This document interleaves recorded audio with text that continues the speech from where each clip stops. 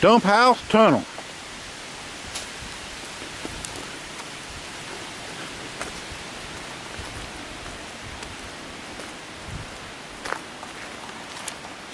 Something smells good. Added to nature. Do a little narration there for me on this red one here. That's it up there, I believe.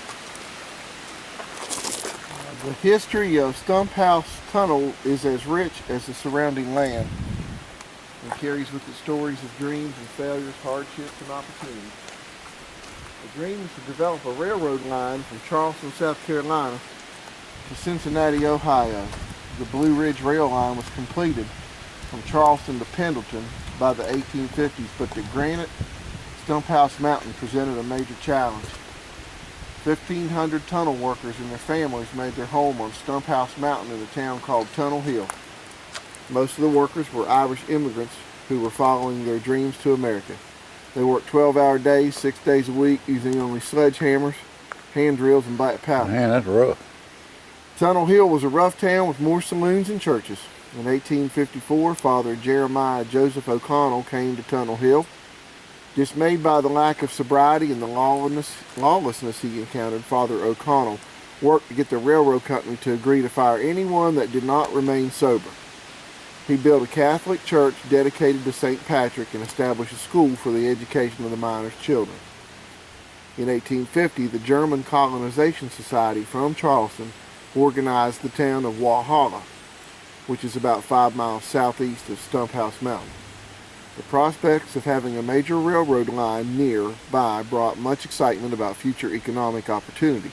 The society's leader, John Andreas Wagner, filled a critical need for the railroad venture by constructing a black powder mill at the base of Issaquena Falls.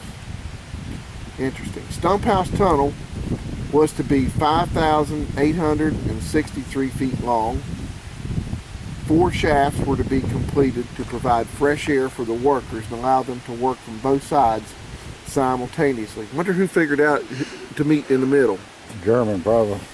At its deepest level, the tunnel was 236 feet below the highest point on the mountain. The granite stone was relentless, and at peak manpower, workers were only able to progress 200 feet per month. Wow.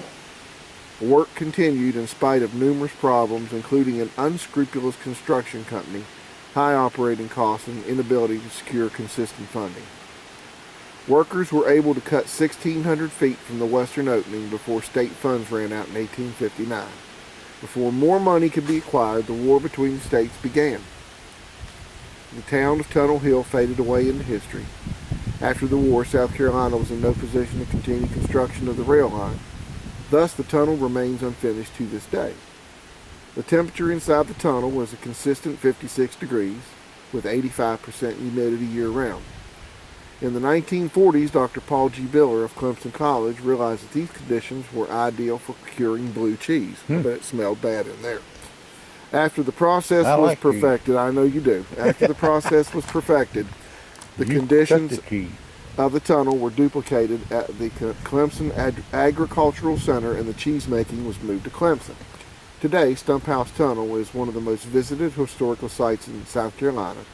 The tunnel, along with Issaquena Falls, is a recreational site operated by the city of Walhalla.